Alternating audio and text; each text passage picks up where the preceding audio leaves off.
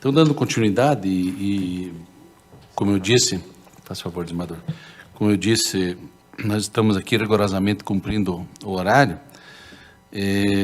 Já está presente o desembargador Cleiton de Albuquerque Maranhão, meu querido amigo, diretor da Escola da Magistratura do Estado do Paraná, e como eu disse no início, a Escola da Magistratura do Paraná, que hoje é referência para o Brasil, né? Principalmente em razão da gestão que Vossa Excelência vem fazendo na nossa escola, né? Então, eu tenho a honra, desembargador Cleiton, conceder a palavra a Vossa Excelência, e sua palestra versará sobre os aspectos epistemológicos da prova. Uma boa tarde a todos. Muito obrigado, desembargador Xisto, nosso presidente do tribunal, pelas gentis palavras, certamente relacionadas à amizade que temos no nosso convívio aqui no tribunal. Então, muito obrigado. Espero sempre estar cumprindo com os mistérios da Escola da Magistratura e, sobretudo, num evento como esse hoje, que, na verdade, os méritos são todos do doutor Rafael Ferreira Viana, a quem eu cumprimento, que organizou esse evento, ele que é pós-doutorando em filosofia pelo programa de pós-graduação em filosofia da UFPR, e permitiu que nós estabelecêssemos, a partir de hoje, um vínculo com o corpo docente do programa, e aqui o saúdo o professor Breno Rax,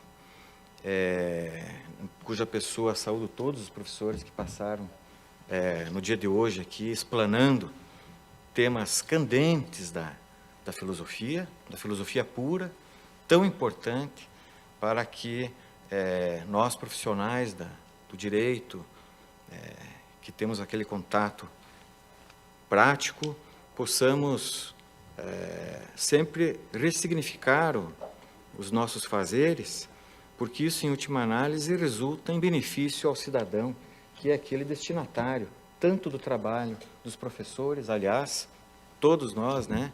E aqui falo como magistrado, todos nós temos sempre que agradecer aos nossos professores, em todas as etapas e níveis de educação no nosso país, porque sem eles nós não podemos pensar em desenvolvimento, em dignidade humana. Então, eu particularmente me sinto muito feliz com essa parceria da Escola da Magistratura do Paraná com o programa de pós-graduação em filosofia da Federal, e creio que outros eventos, doutor Rafael, certamente ocorrerão, e contamos também sempre com a sua interlocução nesse sentido, e agora podendo, inclusive, nos aproximar do programa, como disse, de pós-graduação em filosofia da Federal. Eu quero também saudar aqui o doutor Fernando Andrione Vasconcelos, colega magistrado, que também proferiu excelente palestra, a exemplo de todos os magistrados que já falaram, e aqueles que vão falar, como é o caso do doutor José Ricardo Alvarez Viana, que, por sinal, é diretor do núcleo de Londrina da Escola da Magistratura do Paraná. Aproveito também para saudar aqui as servidoras do cerimonial, a Daniele, a Letícia, pelo apoio, também ao Márcio. E me dirigir àqueles que nos assistem, para falar alguma coisa, né? Eu escolhi aqui um tema amplo, para também não me alongar muito. Eu sei que todos devem estar já também com compromissos e também o adiantado do horário, mas o meu propósito nesse tema é fazer algumas abordagens acerca de concepções, primeiramente, irracionalistas da prova, depois da concepção racionalista da prova, e, claro, para que possa tecer algumas considerações sobre esse tema da prova no aspecto do processo judicial, ou mesmo, seja ele civil, penal, ou ainda no processo administrativo.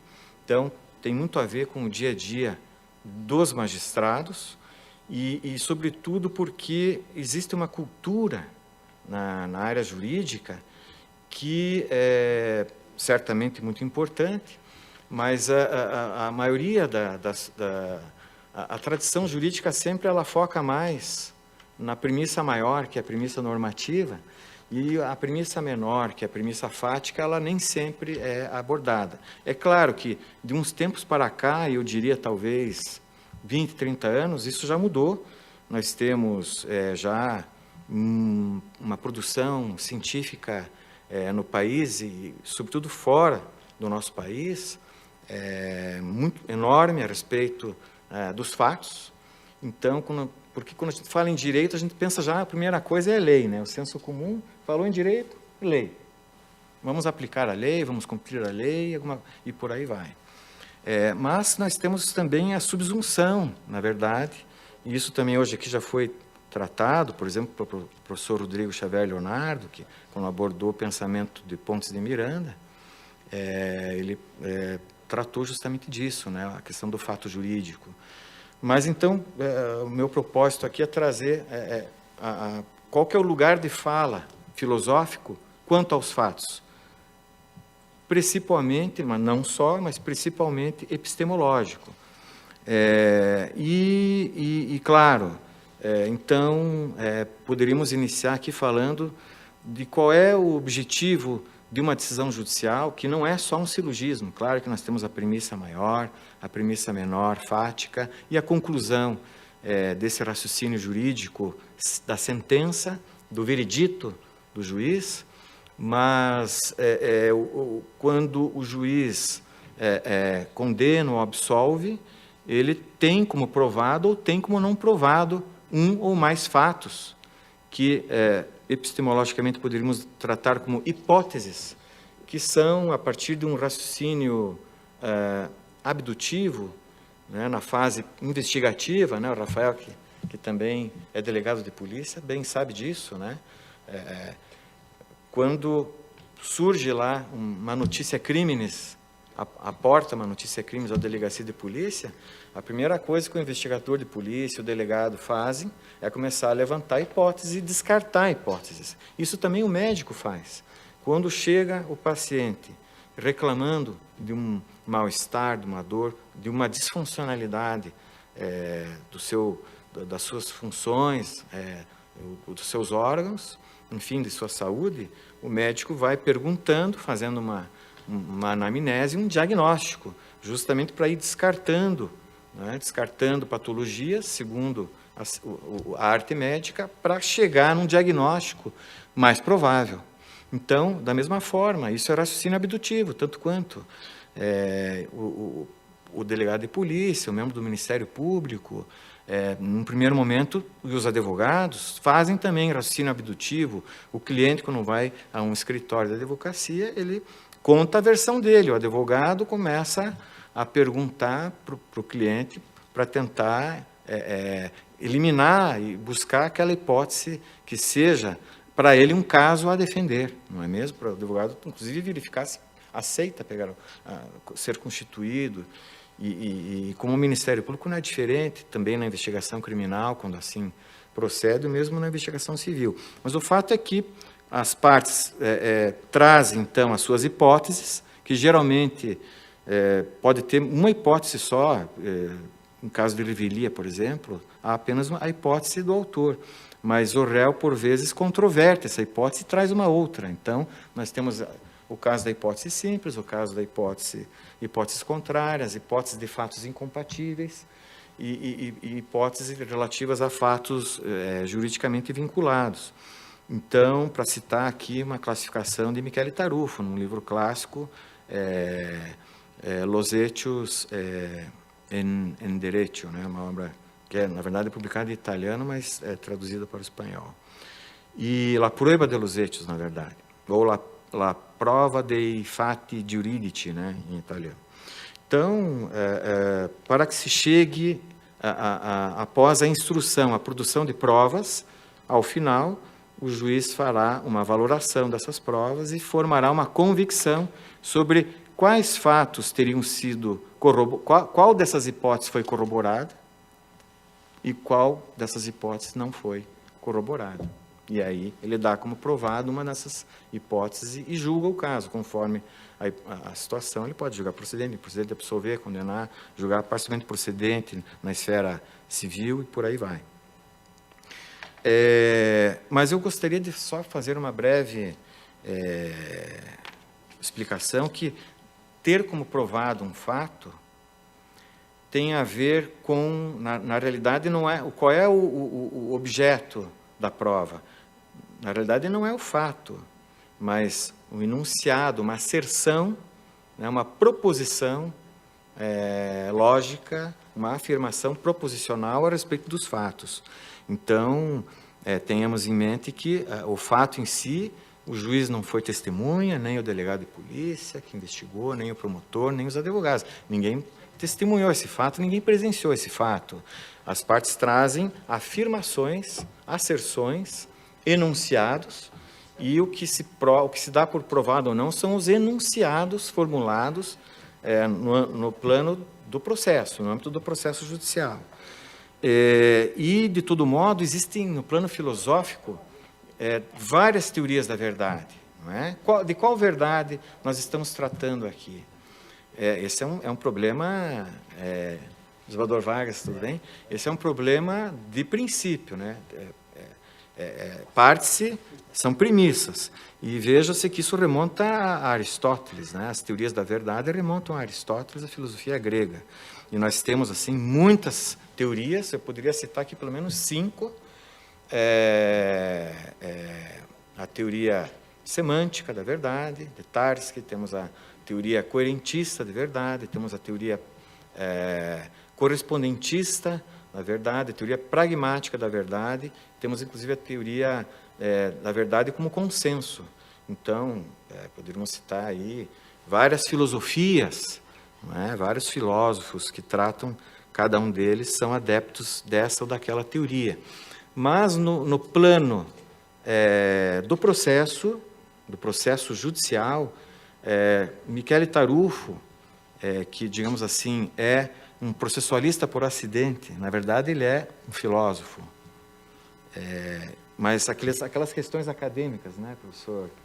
O próprio professor Michele Tarufo, que é professor da Universidade de Pavia, no norte da Itália, ele, quando vem ao Brasil, ele conta sempre essa história para os professores e os estudantes que têm a possibilidade de conversar com ele, né? E ele sempre diz assim, na verdade, ele queria fazer o concurso para a cátedra de filosofia. Sucede que, na época, a cadeira de filosofia tinha acabado de ser preenchida para o concurso. Então, o professor decano da faculdade, vendo nele um potencial acadêmico, disse a ele, olha, vai abrir agora uma vaga em processo civil. É a tua oportunidade de fazer carreira aqui na Universidade de Pavia, que é uma universidade secular, onde Cesare Beccaria, lá, você chega nessa universidade e tem um busto de Cesare Beccaria, ele que escreveu dos delitos das penas, né, no século XVIII, um clássico do direito, e do direito penal, sobretudo. Mas, enfim, então, o professor Tarufo, aceitou, passou no concurso, é um excelente processualista, mas ele conta que ele só advogou um caso na vida dele, que foi um caso de reintegração de um professor que dava aula na Universidade Católica de Milão e escreveu um livro que abalava os dogmas da Igreja Católica e foi, imagine, né, a Universidade Católica excluiu ele sem defesa, sem contraditório, e foi demitido. E aí o professor Michele Tarufo abraçou essa causa e reintegrou o colega professor. E ele diz isso, essa foi minha única causa, eu sou realmente um professor full-time, de dedicação exclusiva, que eu gosto mesmo de estudar. Mas ele publica muitas coisas em processo civil e sempre, apesar de tudo, ele tem realmente uma produção científica muito influente na Itália, inclusive na América Latina. Mas ele é um filósofo. Então, ele que tem, digamos assim, faz a ligação do pessoal do processo civil, que é a minha área, do direito processual, que é a dogmática, com a epistemologia, com a filosofia. Então, lendo Tarufo fica mais fácil para os juristas compreenderem as categorias e os pensamentos filosóficos. Fica bem mais fácil, porque, convenhamos, nós sabemos que quando não se tem um bacharelado em filosofia, é muito difícil recuperar isso mesmo que seja no mestrado, né? O meu segundo mestrado foi sobre epistemologia, mas assim, eu procuro aqui sempre, como todos os colegas juristas que falaram, da área do direito que usaram da palavra hoje, sempre fizeram essa ressalva, eu também vou fazer, né? Eu vou farei uma fala mais do lugar daquele que tem o bacharelado em direito, talvez um mestrado, talvez um doutorado em direito, mas não me arvoraria, né, diante de professores de cátedra da filosofia a incursionar ex professo um tema que apenas eu sou um curioso. Mas, de todo modo, então, o professor Tarufo ele é simpático da teoria correspondentista.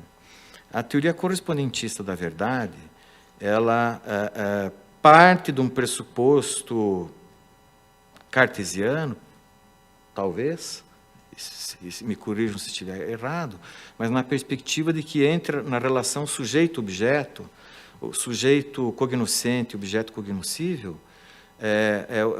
o mundo ele digamos assim, uma representação do sujeito, né? O mundo é uma representação do sujeito, porque o Descartes ele está ali justamente no momento de quebra de paradigma do objeto para o paradigma do sujeito na filosofia, né? Até antes ali a filosofia escolástica, a filosofia de outros blocos históricos, era uma filosofia dentro do paradigma do objeto. E a partir ali de Descartes e outros filósofos daquele período, inaugura-se o paradigma do sujeito, né?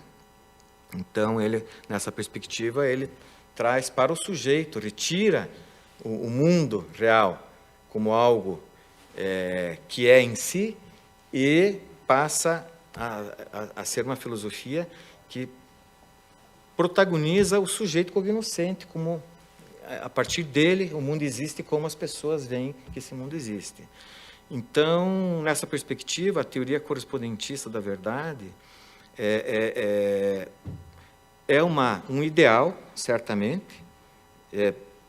Sabe-se, o próprio Michele Toro fala isso, buscar, num processo judicial, reconstruir todo o fato histórico como ele foi, é impossível. Haverá perdas epistêmicas nessa busca pela verdade dos fatos juridicamente relevantes. Há perdas epistêmicas. E aí, portanto, de todo modo, se defende que, tanto quanto possível, aquela verdade que foi tida como provada nos autos do processo, corresponda ao que aconteceu no mundo real dos fatos. Essa basicamente, a ideia da teoria correspondentista, porque a teoria coerentista, alguns doutrinadores do processo civil, do processo penal, defendem duas verdades, o que os filósofos não aceitam, porque a verdade só pode ser uma. Aliás, isso é um princípio da lógica, da não contradição, né? Poderíamos até remontar a Parmênides, né? O que é, o que não é, não é.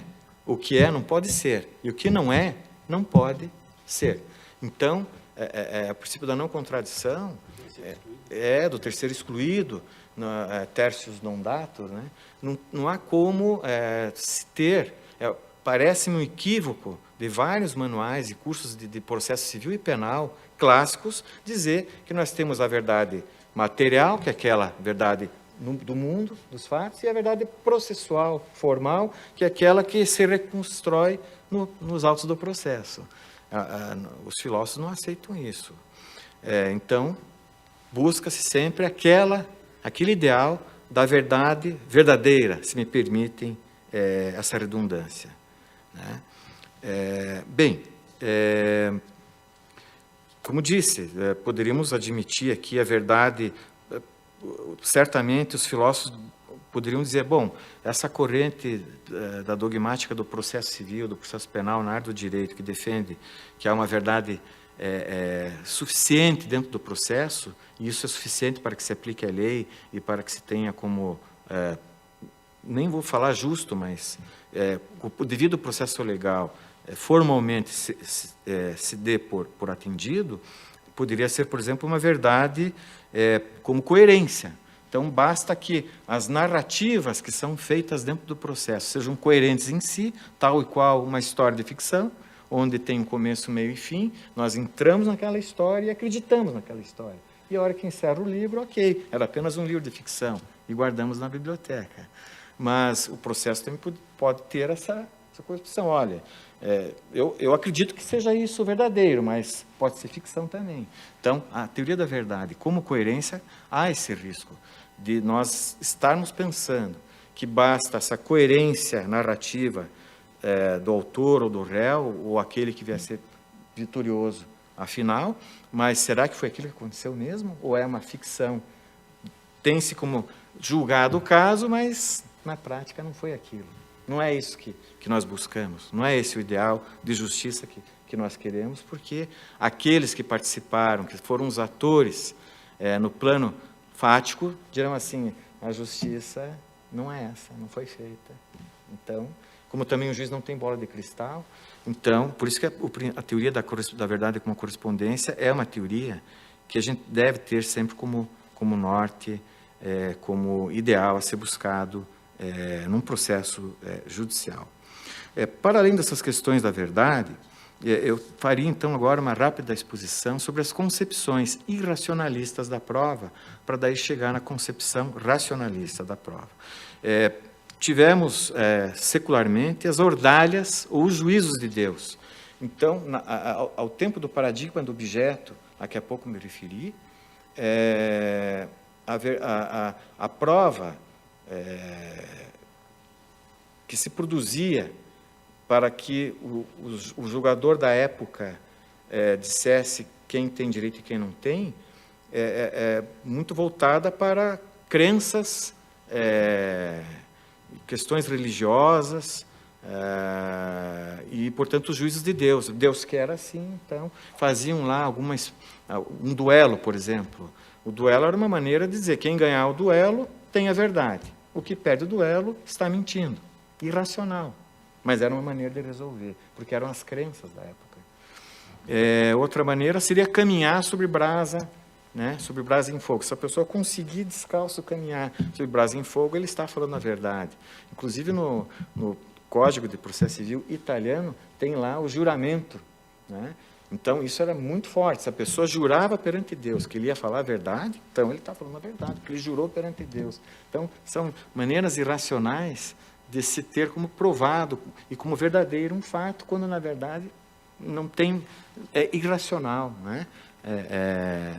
são métodos irracionais. Então, chamado período das ordalhas ou dos juízos de Deus.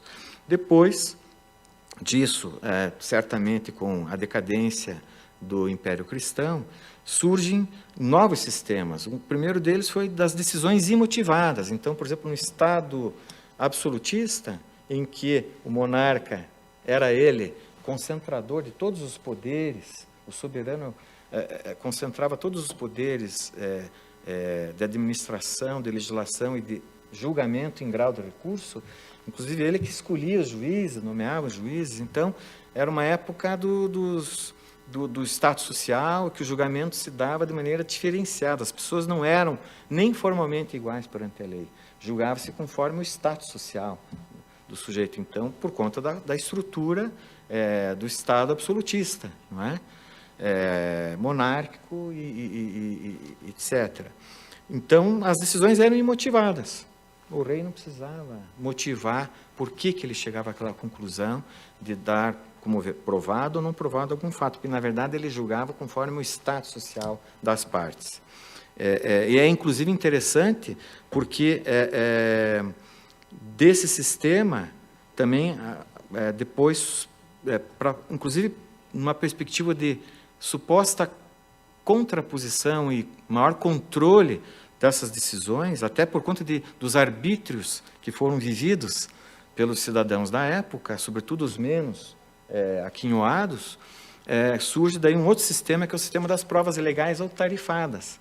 Mas é interessante que se mantém a desigualdade entre os destinatários, conforme o status social, porque no sistema das provas tarifadas, dizia-se assim, o cidadão normal precisa trazer, no processo penal, o cidadão normal, para que seja condenado, bastam 2 testemunhas. Porque testes unos, testes nulos, era um dogma, uma testemunha só era nula. Isso, inclusive, no julgamento de Giordano Bruno. Quem quiser assistir um filme aí no final de semana, assistam o caso de Giordano Bruno, né, na Santa Inquisição. Chega uma hora que o bispo eclesiástico fala isso, testes unos, testes nulos, né, uma só testemunha absolve, porque é nula, é como nada. Mas para o cidadão normal da época, bastava 2 testemunhas para que fosse condenado, uma corroborando a versão da outra. Claro que para as pessoas de maior status social naquela época e político, seriam necessário até 6 ou 8 testemunhas. Então, olha que interessante. Para condenar um cidadão comum, basta 2 testemunhas corroborando a hipótese da acusação. Agora, se for uma situação, uma pessoa importante, tem que ter mais testemunhas, porque como você vai desconstituir a autoridade daquela pessoa? Então, muitos argumentos de autoridade, muitas falácias de autoridade, né, nesse período, na busca da verdade dos fatos, né? Muitas falácias, muitos erros, né? Certamente. É claro que na França surgiu ainda na ideia de um convencimento de difícil controlabilidade por parte dos outros, ou mesmo do tribunal, e do juiz, né? A decisão do juiz ela seria resultado da sua íntima convicção, né? Na França, a íntima convicção do juiz era suficiente. Ele não precisava externar, bastava que ele estivesse convencido sem dizer porquê. Então, a íntima convicção, não há como controlar, não é? Aquilo que está na mente do magistrado. Ele precisa... Claro que primeiro ele se convence, sempre, mas ele precisa justificar em seguida no papel, documento de sentença, de uma maneira racional e discursiva e controlável, portanto, o porquê que ele chegou naquela convicção. Então, ela deixa de ser íntima e passa a ser pública, publicizada e controlável, justamente, para, no caso do recurso, se for o caso, ter algum reparo ou até alguma reforma. Então, notamos aí que nas concepções irracionalistas das provas, nós temos determinados momentos de voluntarismo, de decisionismo e até de um solipsismo, né? E nesse ponto, Wittgenstein é um filósofo interessante, porque ele, no seu Tractatus Lógico-Filosóficos, ele trata também, versa sobre a questão da linguagem privada. É como se fosse, né? Aquele diálogo de surdos, né? Eu tenho uma linguagem que só eu entendo, né? Então, é um diálogo de surdos. Eu falo, você não entende, e aí não se estabelece digamos, um consenso sobre aqueles significados. Mas eu não quero falar sobre isso, porque o Dr. José Ricardo vai tratar sobre a filosofia da linguagem com muito mais propriedade do que eu na palestra a seguir. Então, todas essas concepções integram as chamadas concepções irracionalistas da prova. Eu só preciso cuidar com o tempo aqui, acho que tem mais uns 10, 15 minutos. Bem, então, todas essas concepções, sobretudo nos países de direito continental, de civil law, eram consideradas irracionais. Jeremy Bentham, pode-se dizer, foi um dos grandes expoentes do pensamento, da história do pensamento jurídico.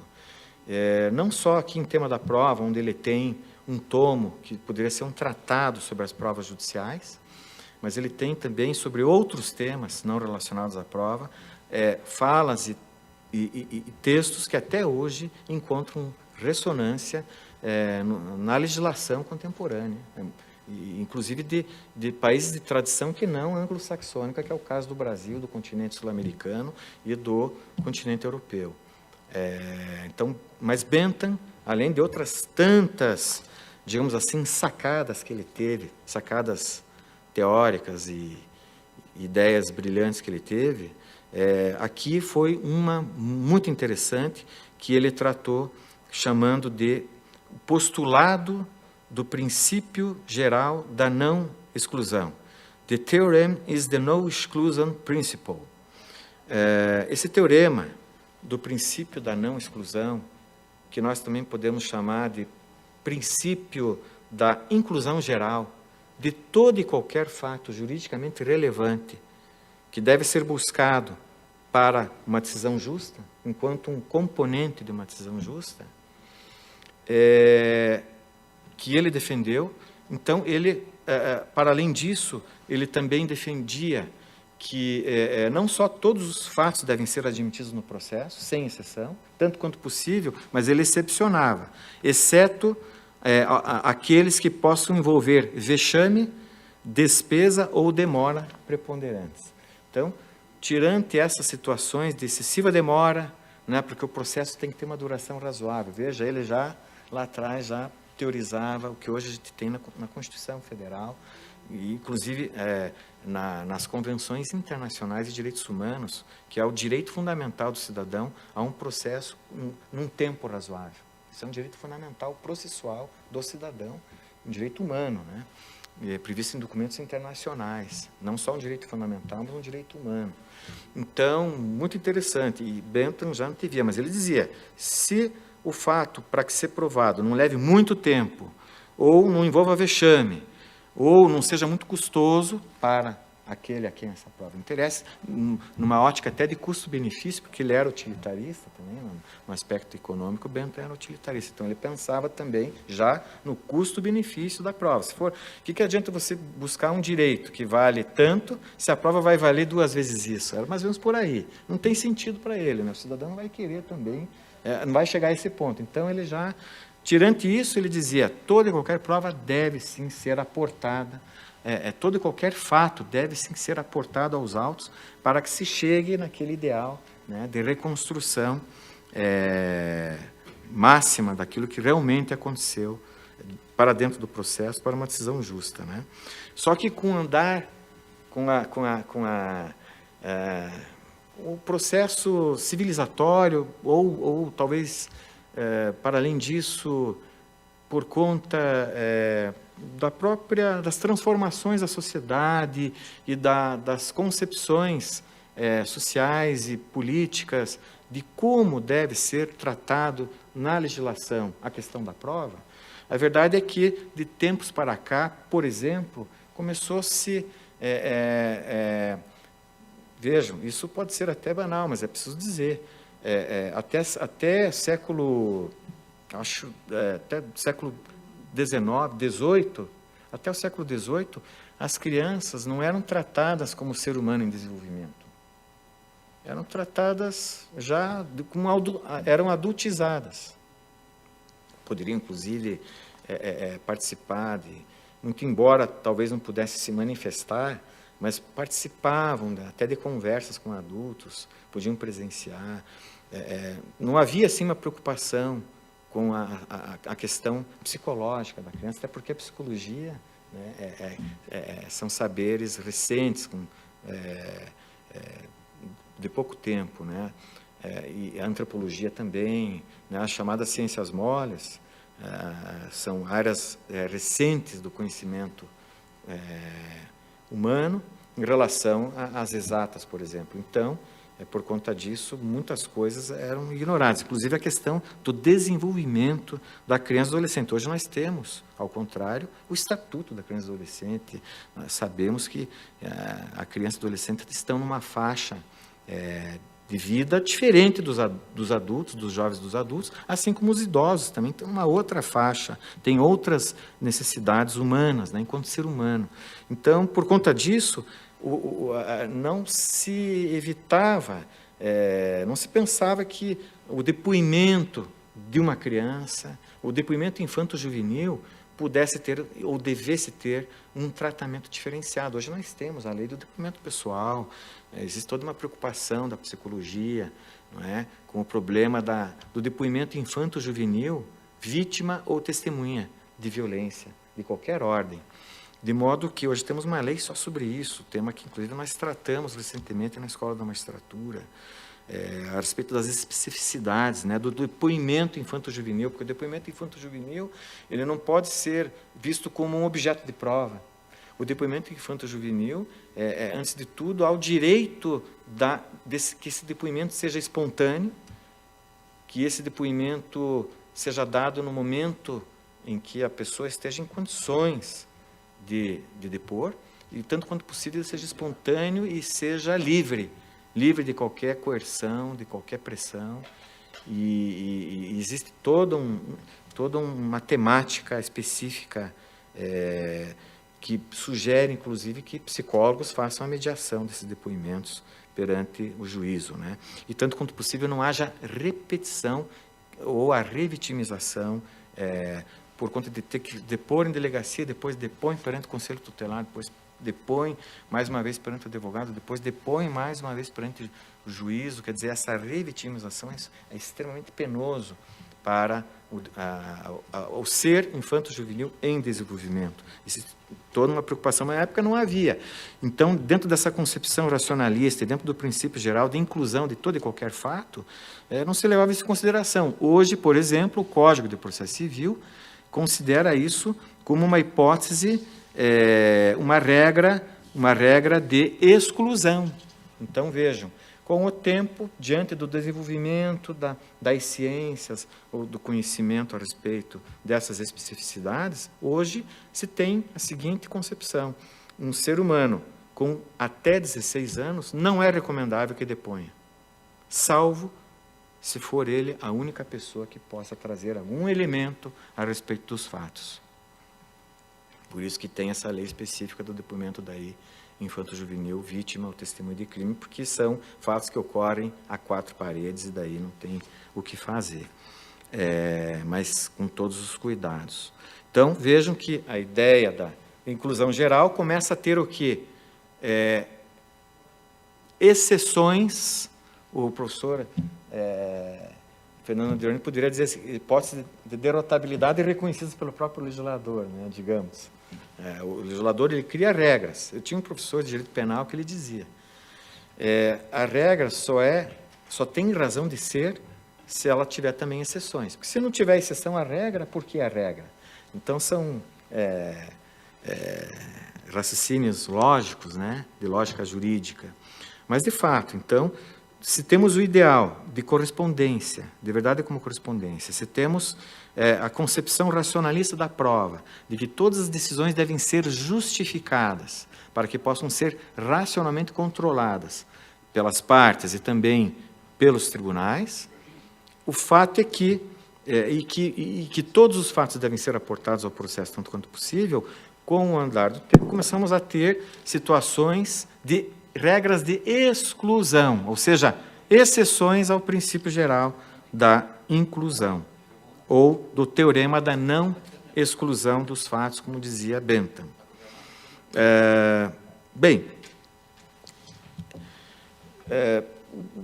O filósofo espanhol Jordi Ferrer Beltrán, ele acentua que, frente à concepção persuasiva, pode-se formular uma concepção racionalista da prova que se baseia no método da certificação de hipóteses e não na crença de um indivíduo. A concepção racionalista exige uma motivação, não como uma explicação, mas como uma justificação em sentido estrito. Não importa aqui o íter psicológico e subjetivo do juiz, mas a motivação deve basear-se nas provas que justificam sua decisão. Isso aqui é um trecho de um artigo que eu publiquei sobre estándares de prova na revista da Associação dos Magistrados do Paraná.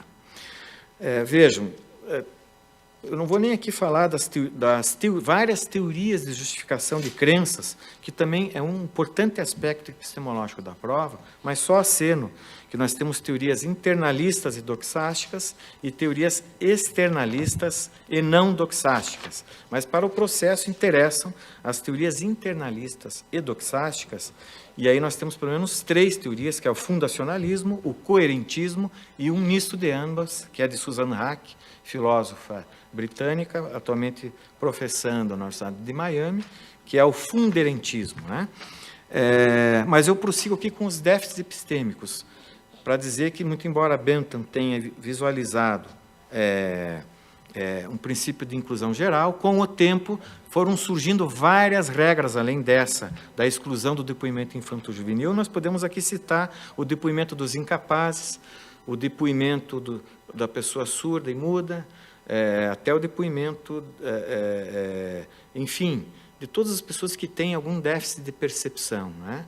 Porque mesmo as pessoas sem déficit de percepção podem podem relatar honestamente uma mentira em juízo. Como assim?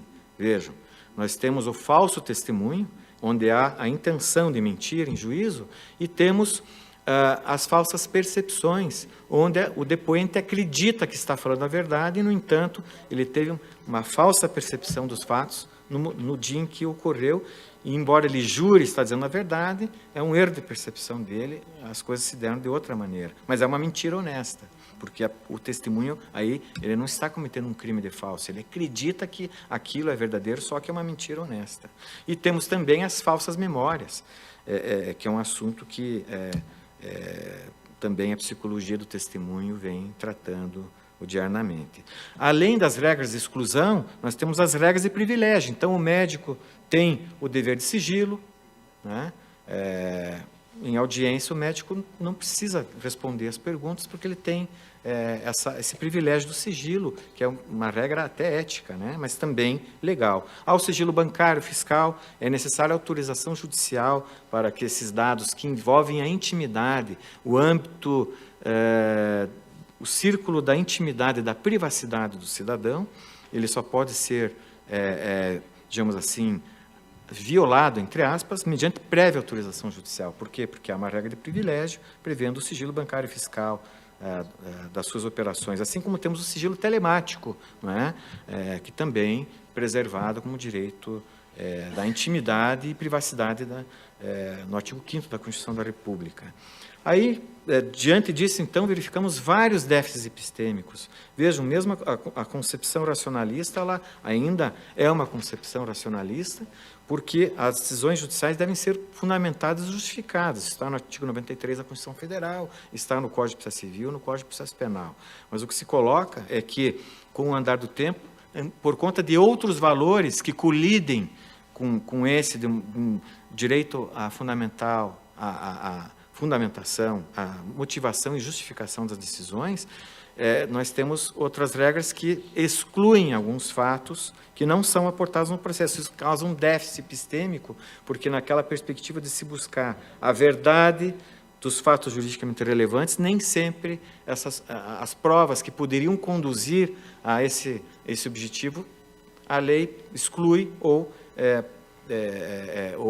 protege por outros valores, e aí, então, há um déficit epistêmico na busca da verdade. Como também, claro, provas ilegais e provas ilícitas. Isso tudo em detrimento do devido, em homenagem ao devido processo legal, por vezes se aporta no processo um fato que pode até ter ocorrido, mas como a obtenção dessa prova ou a produção dessa prova se deu de maneira ilícita, ou seja, contra outros direitos e garantias fundamentais do cidadão, sem, por exemplo, autorização judicial ou por outros motivos, essa prova vai ter que ser desentranhada dos autos.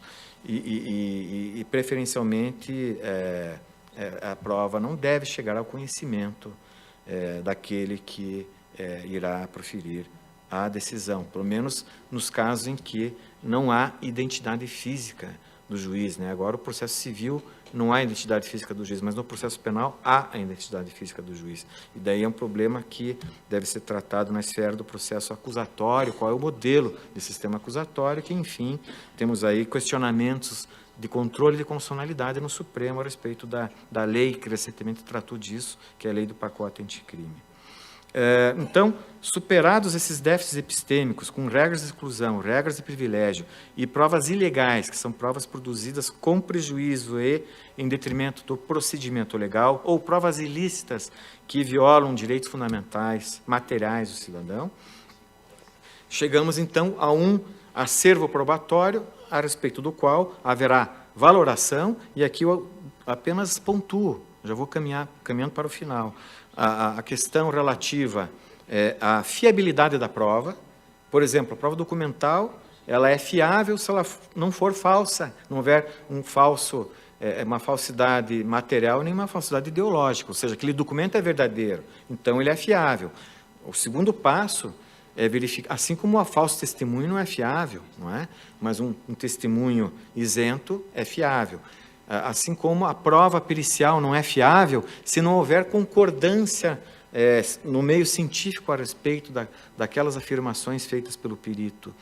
Tem os critérios Daubert, que foram estabelecidos na jurisprudência estadunidense, deve haver publicação, o perito deve se basear em bibliografia recente, o perito deve se basear em opinião científica compartilhada no campus científico acadêmico, deve haver publicação em revista com critérios de revisão por pares, não é? Ou seja, critérios rigorosos de publicação.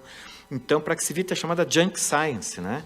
É uma prova pericial fundada em opinião supostamente científica, opinião que, na verdade, de científica não tem nada, né? Uma falsa ciência. Então, aí nós caímos no campo muito de Karl Popper, da filosofia da ciência, o problema da demarcação do que é ciência e do que não é. E a questão da falseabilidade popperiana, ou ainda o problema da deferência, né? A deferência do juiz em relação à opinião do perito, né? Porque o Mauro Capelletti já dizia, né? Cada vez mais os juízes ficarão dependentes das opiniões dos peritos. Mas o importante é que as leis de processo, elas dizem que os juízes não são adstritos ao laudo pericial. Só que se o juiz se afastar da conclusão do laudo perito, ele tem que justificar por que ele não se convenceu. Então, essas questões de fiabilidade da prova pericial podem ser aportes importantes para que o juiz possa, inclusive, repetir a prova, trocar o perito e por aí vai. Eu vou seguindo aqui para dizer que, depois da fiabilidade, há que se valorar individualmente a prova e, ao final, o conjunto das provas, né? Esse peso retratado pelo conjunto, né? A professora Susan Hack, ela, por conta de que nem sempre a prova é direta, nem sempre se tem a materialidade, mas, por vezes, é necessário chegar a um fato não conhecido por intermédio de um fato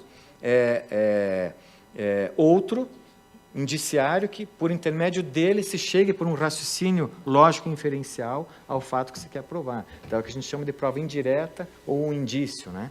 Então, por vezes, quando se tem só indícios, fica muito mais difícil, no conjunto da prova, chegar-se a uma conclusão afirmativa sobre se aquele fato é verdadeiro ou não. Geralmente, em caso de dúvida, a tendência é dizer que o fato não está suficientemente provado. E aí esse é um problema difícil, porque cada um tem um parâmetro, mas a teoria dos estándares de prova, que eu tratei numa outra oportunidade, auxilia um tanto quanto nesse aspecto, porque ele controla o erro do julgador, a distribuição do erro, os falsos positivos e falsos negativos. Ou seja, aquilo que Larry Loudon fala, que é o núcleo flexível da epistemologia, porque a epistemologia ela tem, enquanto sistema de justiça, 3 valores extra-epistêmicos, o núcleo duro da epistemologia jurídica e o núcleo flexível da epistemologia jurídica, ou seja, onde há uma zona cinzenta, e aí é que se trabalha a questão dos estándares de prova. Quando que um juiz pode dar como suficientemente provado um fato? É um problema também filosófico e epistemológico. Eu vou concluindo para dizer que, nesse contexto todo, o processo jurisdicional precisa, sim, desses aportes da epistemologia, porque, como diziam os professores lá da Universidade de Girona, na Catalunha, onde estive por um período de pesquisa, eles diziam assim: olha, vocês não vieram fazer um curso aqui de direito probatório, vocês estão numa cátedra de filosofia, e aqui nós vamos trabalhar o raciocínio probatório, enquanto uma categoria da epistemologia e da lógica, né? Portanto, raciocínios indutivos, probabilísticos, sobretudo, mas sem perder de vista que existem outras formas de raciocínio, como o abdutivo, que não deixa de ser um raciocínio também indutivo, mas todavia circular, e o raciocínio dedutivo, que é aquele que daí tratou aqui ex-professo o professor Andrione hoje, quando falou da derrotabilidade da conclusão né, do raciocínio lógico-dedutivo, que é aristotélico, né? Se a premissa é verdadeira, a conclusão necessariamente é verdadeira. Agora, nós estamos aqui diante de um outro problema, às vezes até intimemático, né? Ou seja, não há premissa, não estamos preocupados com a premissa normativa. Às vezes a premissa normativa pode estar até implícita. A nossa preocupação é com a premissa fática. E aí, evidentemente, que ela também pode conduzir a um falso, a uma condenação injusta ou uma absolvição também injusta. É claro que na distribuição dos erros, que pretende que se evite tanto quanto possível o erro humano, mas é possível, e o professor José Ricardo Alvarez Viana tem uma obra clássica sobre o erro judiciário, onde ele explica ex professo essas questões. O fato é que o ideal nosso é justamente que nós não evitemos tanto quanto possível o erro, mas se o erro ocorrer, que se trate de absolver um culpado e não condenar um inocente. Há várias falas sobre isso, né? Muitos dizem assim, uns dizem assim, é melhor 10 absolvições de um culpado do que uma condenação do inocente. Às vezes elevam isso até exponencialmente, um número muito maior isso. Mas eu concluiria dizendo que a nossa sociedade caminha, prossegue, aquele ideal de verdade como correspondência não se deve perder de vista, mas, por outro lado, a concepção racionalista da prova, se tem a garantia ao cidadão de que a ele será dada uma justificativa sempre, porque é um direito fundamental, a fundamentação, a justificação do porquê que aquele direito foi ou não reconhecido, do porquê que foi condenado ou absolvido.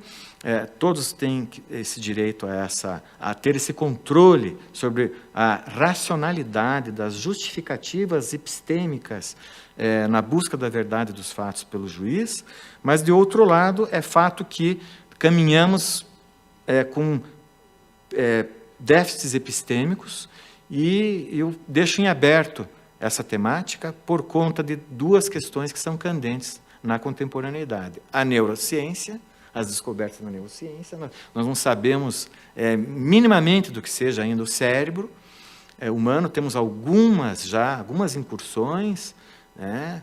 Eu citaria aqui, por exemplo, Antônio Damasio, quando ele fala de um livro, O Erro de Descartes, interessante, porque ele estuda a neurociência, um neurocientista português famoso, e também a questão da inteligência artificial e dos algoritmos, né? Para onde iremos com a busca da verdade dos fatos, quando hoje temos os algoritmos e a inteligência artificial já fazendo muita coisa pelo humano, ou até em substituição ao humano.